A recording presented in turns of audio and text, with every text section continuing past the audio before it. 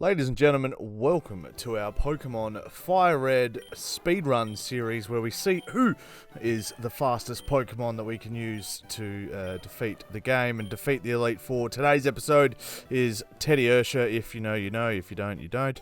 And today we are going to see how fast he can beat the Elite Four. We obviously pick up Teddiursa and we nickname him Teddy. And we are going to be taking on our rival immediately. We've given him Squirtle, probably harder to fight than Bulbasaur. I just figured Squirtle would have better defensive capabilities than Venusaur would.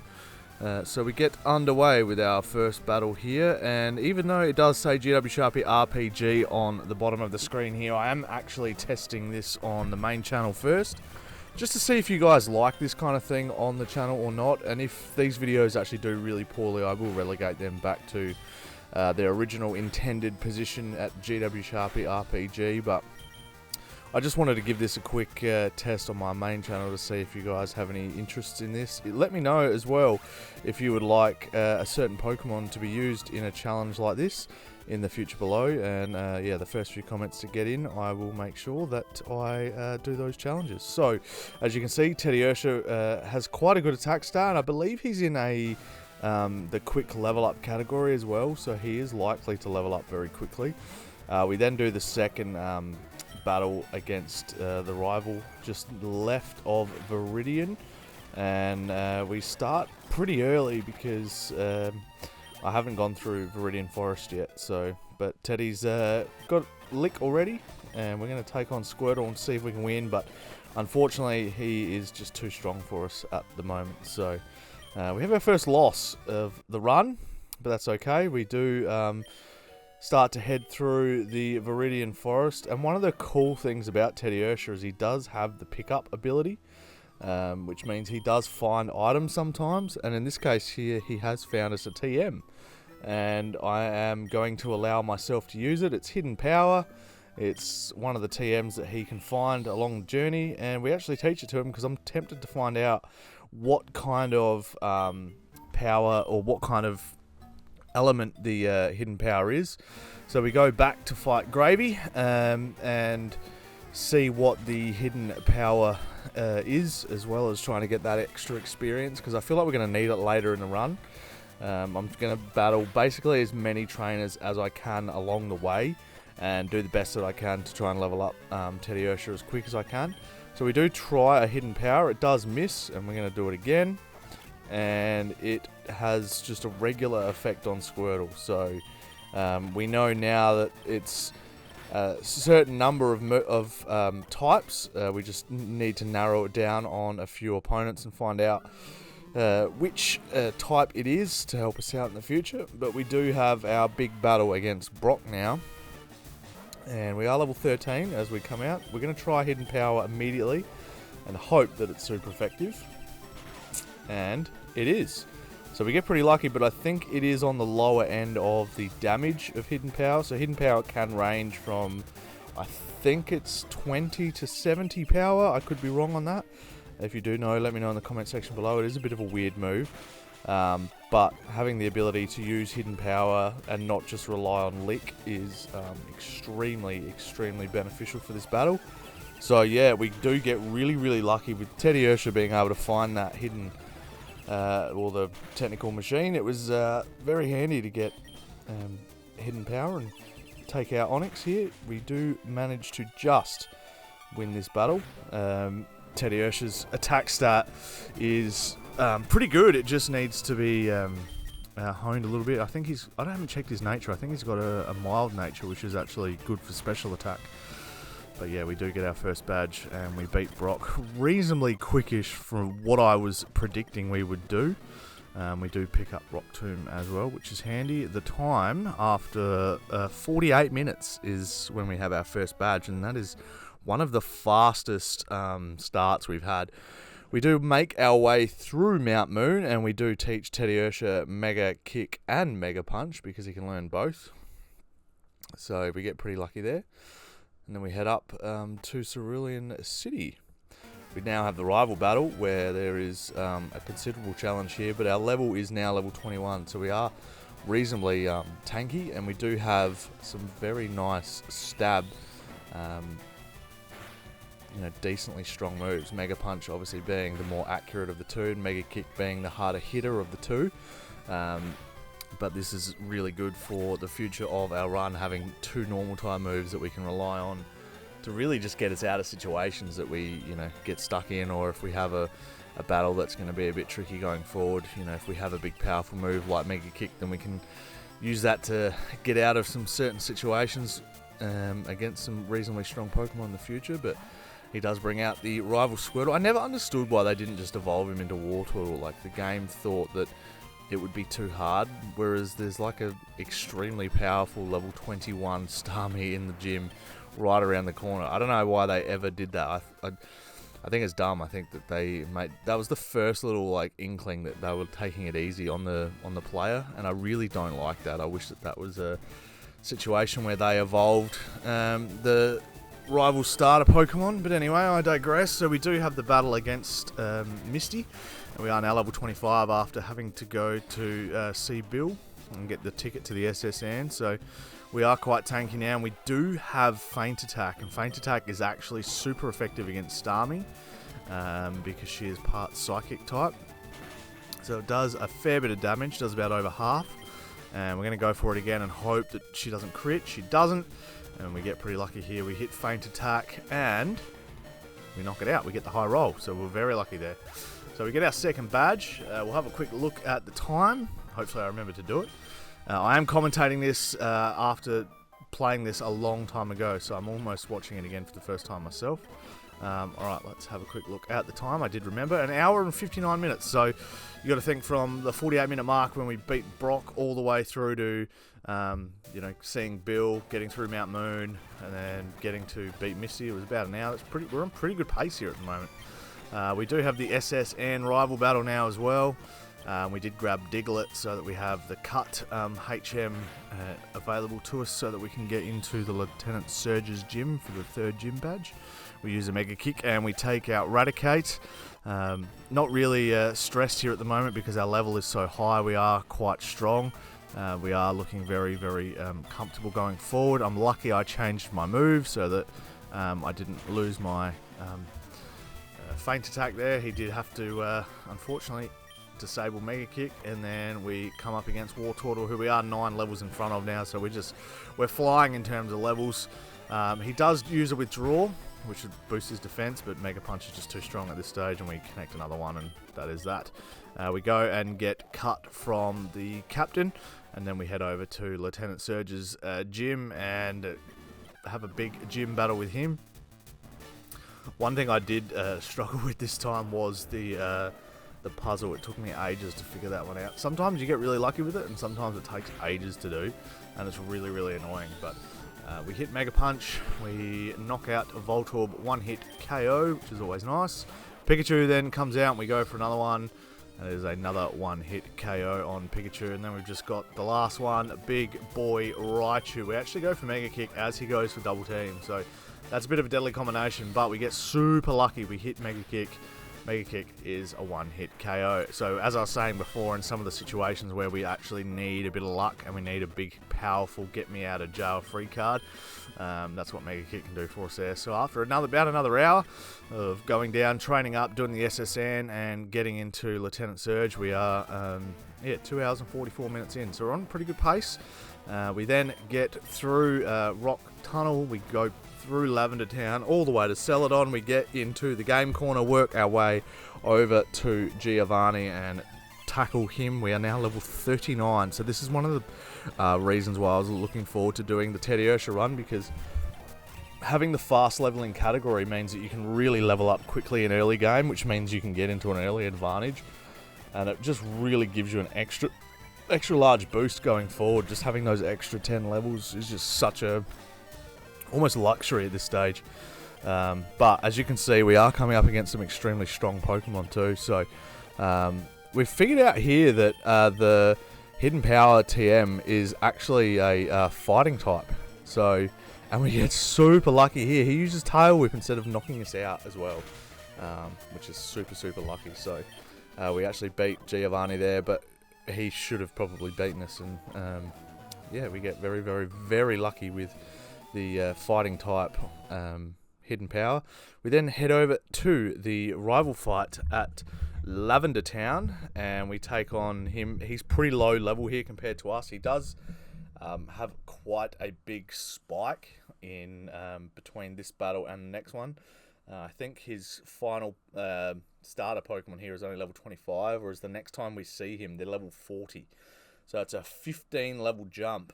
It is a fair sort of lot of game in between that we do end up skipping through as well. Like, you know, you go through the 5th and the 6th badge by the time you... Oh no, the 4th and the 5th badge by the time you see your rival the next time. So he's trying to evolve into a Ursaring, but we do not allow that. And then we do head over to Erica and take on her. Again, this is one of those battles that probably won't be too hard going forward. I am a bit nervous about some of the rougher battles later on in the game.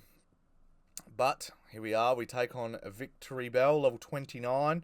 Teddiursa is now level 43. So we are flying at the moment. And we have picked up the Aerial Ace TM. So we did teach Aerial Ace to Teddiursa. We do get paralyzed, which is a bit nerve-wracking. But it's also handy because that means that she can't poison us.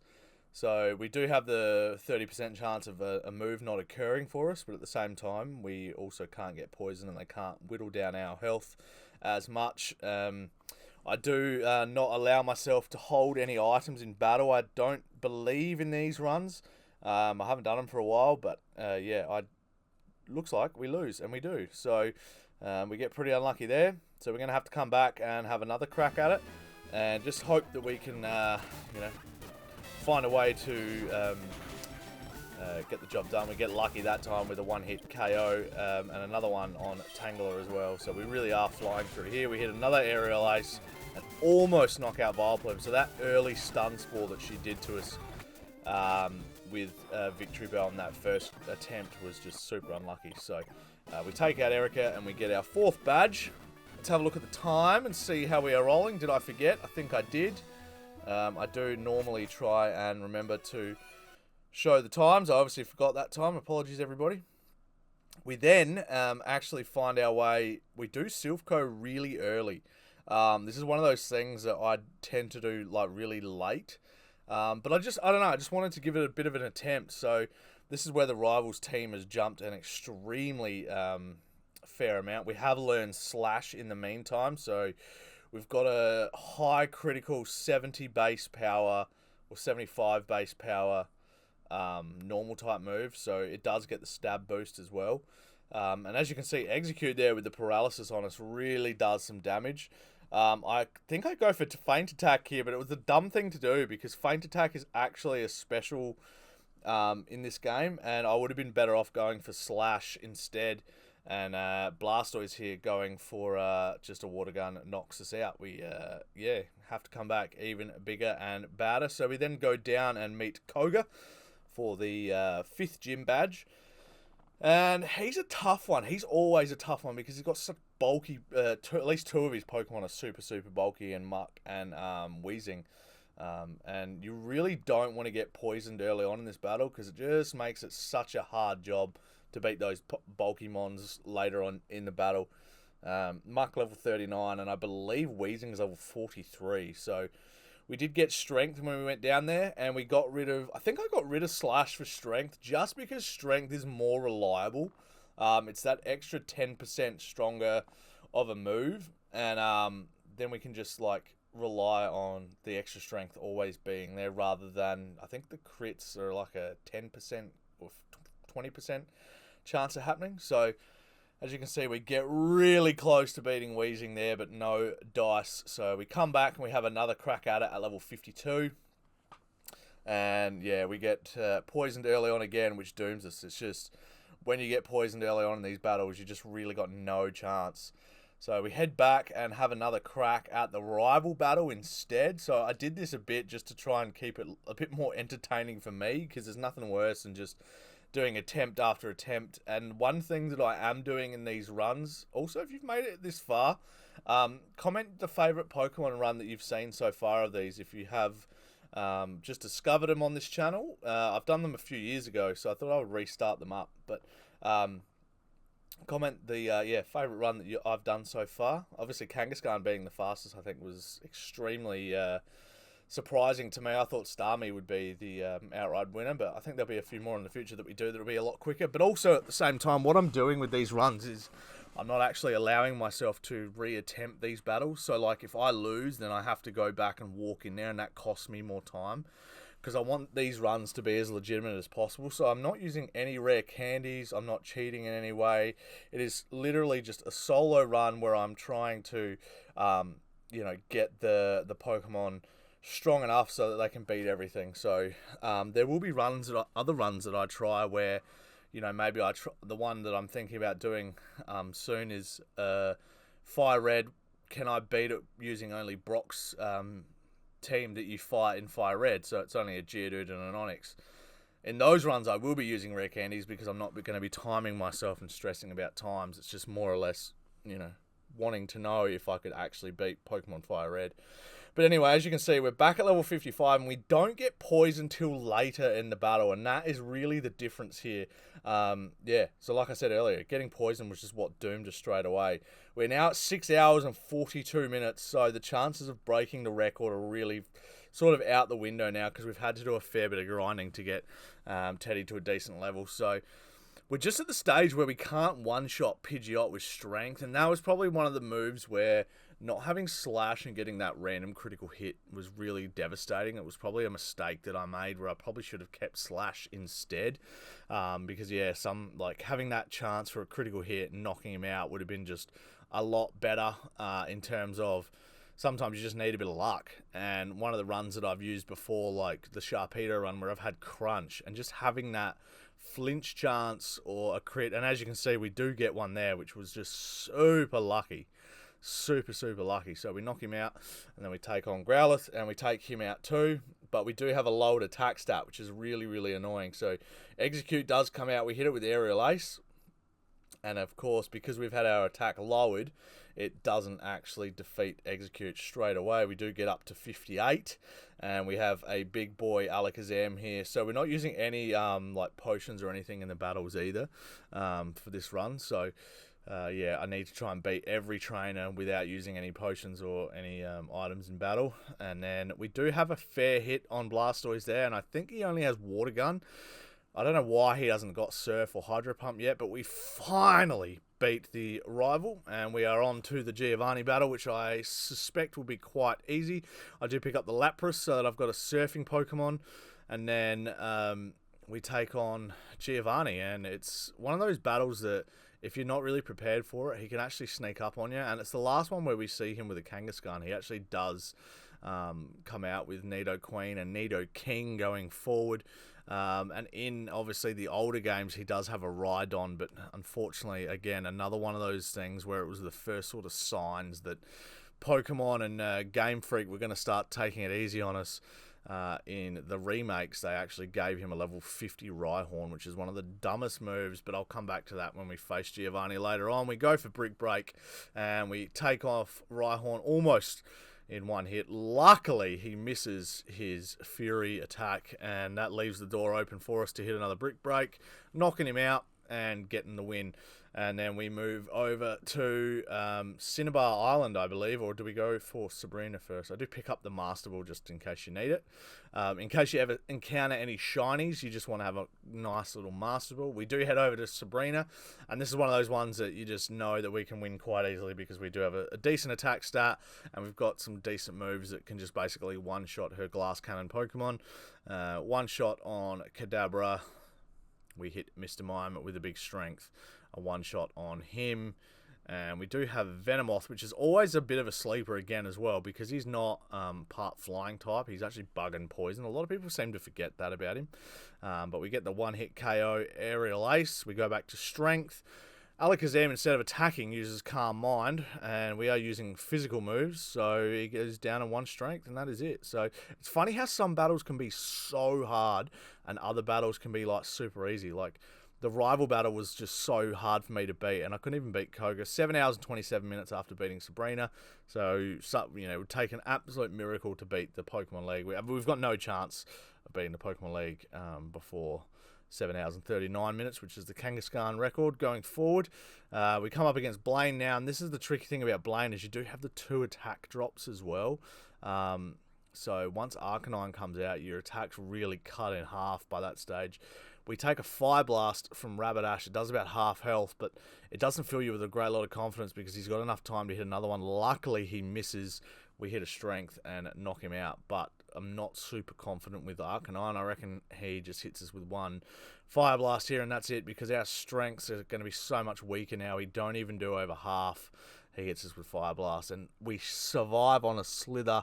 We need a crit to win, and we don't get it. He hits us with Bite, and we lose. So that's some of the challenges you face when you do a single Pokemon run is that, when you get these like status drops, it really does affect your run going forward because, having your attack halved twice in these battles is just super, super annoying. Copping a Fire Blast from Rapidash, being able to knock it out with a couple of Aerial Aces was super lucky. We do need this crit. He hits us with a big Fire Blast, and our attack gets halved even further. We do have a Rawsberry to help us with that. I wasn't sure if I was using items. Maybe I am. Maybe I am using items. I think I did use them for a lot of those runs. Maybe I did. I can't quite remember. I thought I wasn't, but obviously I did. So we do use the Rawsberry. We do heal ourselves up, which I haven't done in this run yet, which is strange. I think maybe I was conflicting stories in my own brain because I reckon from memory from the Aaron run where I had to be level 95 to beat the whole game, I think I was using potions the whole time. 8 hours and 24 minutes is the story so far. 7 badges in, so we're around the Haunter mark at the moment, but we still do need a long way to go to beat the Elite Four. We're level 66. We hit a Brick Break on the boss's Rhyhorn, and then Nidoqueen comes out. We do go back to Strength, and after this, it is sort of smooth sailing all the way to the Pokemon League. We are level 66, and that doesn't fill me with a great lot of confidence. I feel like I should have done a bit more training. I decided not to go to 1 island. In this game, there's the added 1 island, 2 island, 3 island before you go to the Pokemon League.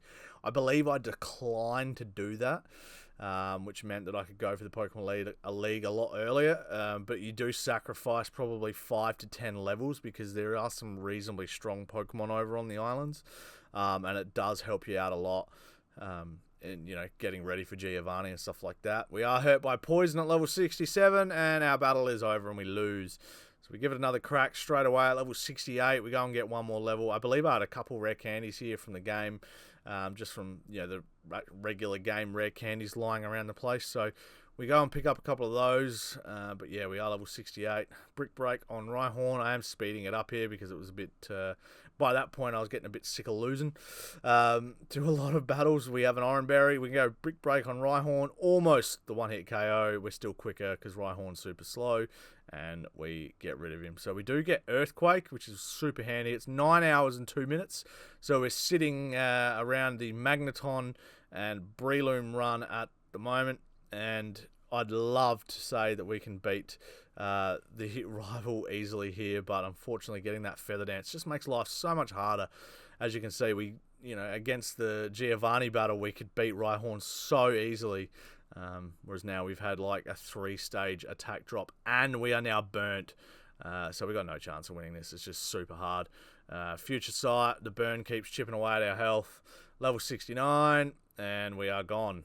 So we got to do it all over again. So that's just one of those things that when you have an attack drop like Feather Dance at the start of the battle, it just, for a physical attacker like Teddiursa, it makes such a difference. It makes it so much harder. And not getting burnt this time is a much bigger improvement from the past battle. So we do have Feint Attack, and Psychic knocks us out, which is a terrifying thing. We come back at level 72. So we go and get a couple of levels. I think we had like 3, or I think I had 5 rare candies on me, so I've got a couple left over from grabbing them throughout the game. I believe there's 3 at least early in game, then you can get one in I think the Pokemon Mansion. There's one. Where's the other one? There's another couple along the way. Oh, there's one in the Lavender Tower as well. So yeah. All right, level 75.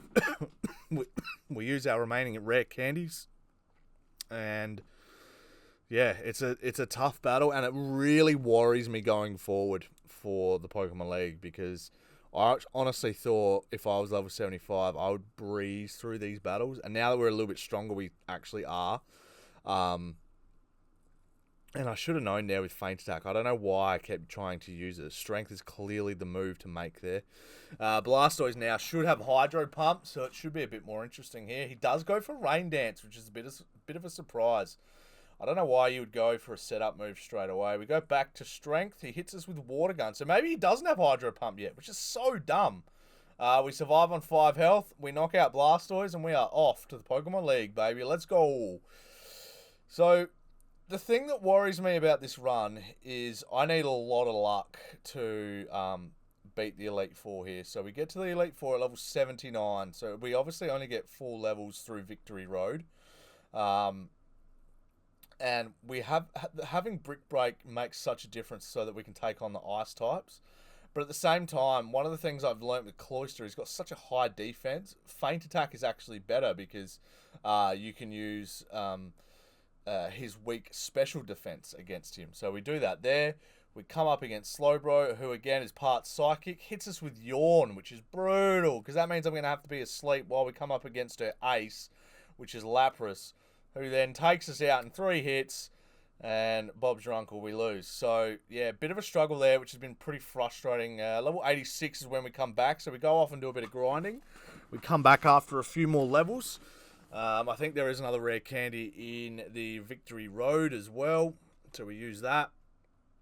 I hate grinding, but it is one of those games where you can go back to like the 1, the 2, the 3 islands and get a few more levels, and then chuck another rare candy or 2 on top. But we still lose at level 86, so we're gonna have to go back and do some more training, which is super frustrating. We come back and we are level 90, so I went back into the Victory Road, fought a bunch of trainers in there, which is really going to affect our time, unfortunately.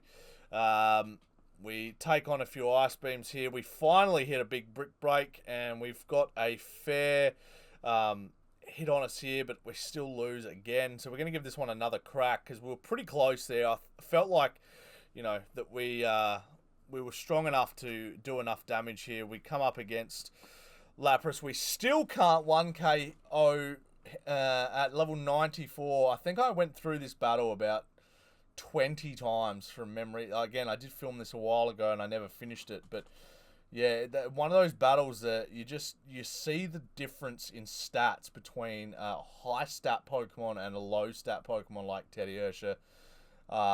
Just makes such a difference. But that being said, having a good attack stat against some poor defenders like Bruno's fighting type Pokemon makes a big difference here. And then going for Feint Attack against Onix is probably an interesting tactic. I could have gone for Brick Break, but it's another one of those things where Onix has a really high defense stat, so it probably does work out better going for the Feint Attack. And we come up against Gengar here, and we do go for the Feint Attack again. It does do almost a knockout punch on it. He goes for Double Team, which is a waste because Feint Attack never misses. It's like, sneaking up behind your opponent and kind of bopping them on the back of the head. It's kind of, you'd never see it coming sort of thing. So that's why it never misses.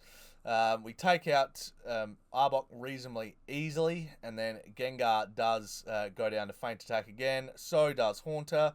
And that is the battle. We try to evolve into Ursaring, which we don't allow because we don't want him to. We want him to be the cute little teddy that he is. And it is time to take on Lance. So we heal up. We get our everything back together. We're level 95. Taking on this guy, I thought we had no chance, to be honest. I thought the fact of... I always kind of get confused between Champion Lance and regular Lance. So I was always expecting to come up against a Charizard here, but we got pretty lucky in the end. We obviously don't have to deal with a Charizard and 3 Dragonites. We have to deal with 2 Dragonairs and a Dragonite, which makes a bit more of a difference. But he is obviously level 60 instead of level 50. because I was doing a Pokemon Gold playthrough. So I was getting him a bit confused. But we do Hyper Potion up, heal up. And then go for the kill against Dragonairs here. We do get paralyzed, which is super annoying, but I went for Aerial Ace because again that move never misses as well. Sort of thinking here, what do I do? Do I give it a crack or do I heal up? I do choose to heal up again, which was probably the right move. He went for Outrage a couple of times, ended up hurting himself, and that was the battle.